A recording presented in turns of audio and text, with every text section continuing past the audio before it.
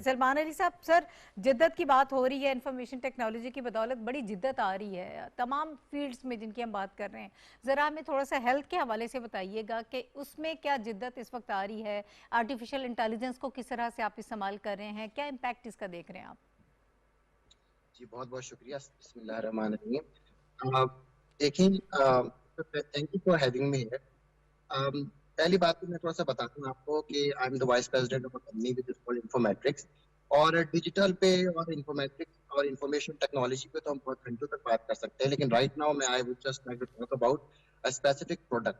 देखिए, hmm. Artificial intelligence जो है ना, artificial intelligence has been there for a very long time. ये एक मिथ है कि जैसे आजकल के जमाने में या ये has been since like 1950s। लेकिन इंटरेस्टिंग जो बात हुई है इस वक्त दुनिया में, और दुनिया इस वक्त इस लेवल पे पहुंच चुकी है अपनी तरक्की के लिहाज से, कि जो आर्टिफिशियल इंटेलिजेंस है उसकी एप्लीकेशन और उसकी यूजेबिलिटी और उसकी इफादियत हमें नजर आना शुरू हो गई है बहुत सारी जगहों पे। हम्म। आप देखिए, एग्रीकल्चर के अंदर आइडेंटिफाई कर सकते हैं कि कौन सी क्रॉप को किस वक्त कितनी पेस्टिसाइड्स की जरूरत है, कितनी वाटर की जरूरत है। हम ये आइडेंटिफाई कर सकते हैं कि सिक्योरिटी में, जैसे आप देखिए इस वक्त फेशियल रिकग्निशन है, उसके अलावा आपकी नेचुरल लैंग्वेज प्रोसेसिंग है, और सो मेनी थिंग्स है जिसके अंदर आर्टिफिशियल इंटेलिजेंस यूज हो रही है। हेल्थ केयर एक ऐसी चीज है जिसके अंदर आर्टिफिशियल इंटेलिजेंस बड़ी एग्रेसिवली यूज हो रही है। हम्म। राइट नाउ हम लोग इंफॉर्मेटिक्स के अंदर ये काम कर रहे हैं कि इंटरेस्टिंगली आपको पता है कि पाकिस्तान में जो खवातीन हैं उनके अंदर जो ब्रेस्ट कैंसर का रेशो है वो सबसे ज्यादा है एशिया के अंदर। और अकॉर्डिंग टू WHO, पाकिस्तान के अंदर every 9th women is liable और probability of having a health breast cancer. तो हम लोगों ने क्या किया, हमारे एक प्रोडक्ट है अमल के नाम से, which means hope. Amal is an Arabic word which means hope.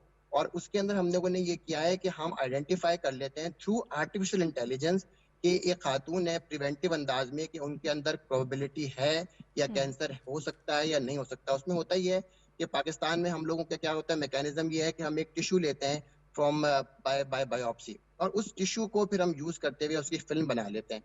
अब पाकिस्तान में हिस्टोपैथोलॉजिस्ट कितने हैं? सिर्फ इस वक्त राइट नाउ 150 पैथोलॉजिस्ट हैं for the whole women population in Pakistan. तो ओके। राइट नाउ क्या करते हैं हम लोग, क्या करते हैं, उस फिल्म को जो है, जो उस पिक्चर को जो है कंप्यूटर में डालते हैं, and through a very intensive algorithm we can identify कि उसमें उस टिश्यू के अंदर मैलिग्नेंसी है या नहीं है, उसमें ब्रेस्ट कैंसर है या नहीं है, अगर है तो किस रेशो पे है, कहाँ तक पहुंचा हुआ है, ट्रीटेबल है नहीं है।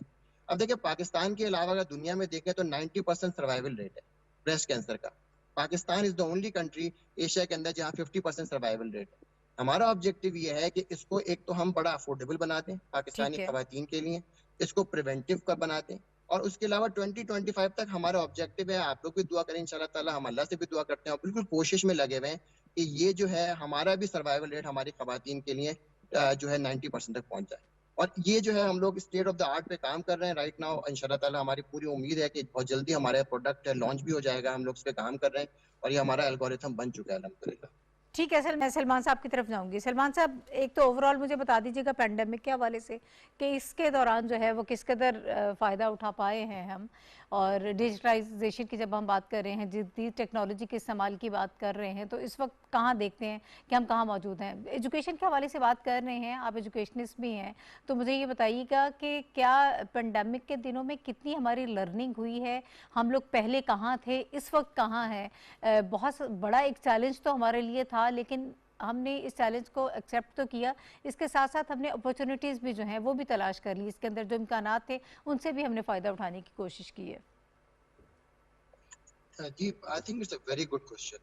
आप देखें, रिसेंटली हुआ क्या है कि दुनिया में पहले भी ऑनलाइन काम होता था, जी। दुनिया में लोग जो है वर्क फ्रॉम होम करते थे, लेकिन हमारे यहाँ कुछ कल्चर ऐसे था कि हम पाकिस्तान में प्रेफर करते थे कि ऑन साइट जाके काम करें। हम्म। और उसकी वजह से बहुत प्रॉब्लम ये होती थी कि हम लोगों को बाहर की जो अपॉर्चुनिटीज थी उसको हमारे लोग टैप नहीं कर पाते थे उस अंदाज में। बिल्कुल। हमारे लोगों के अंदर एजुकेशन बहुत अच्छी है, हमारे लोगों की लर्निंग अच्छी है, स्पीकिंग स्किल्स भी अच्छी है, कम्युनिकेशन भी अच्छी है, हम्म। लेकिन उनके साथ प्रॉब्लम ये थी, और इंटरनेट की फैसिलिटी भी है, लेकिन यही था कि बाहर की अपॉर्चुनिटी को कैसे ग्रैब करें ये कोई नहीं सिखाता था, अपने आप को कैसे मार्केट करें ये कोई नहीं सिखाता था, हाउ टू बिल्कुल। सेल योर सेल्फ ये कोई नहीं सिखाता था।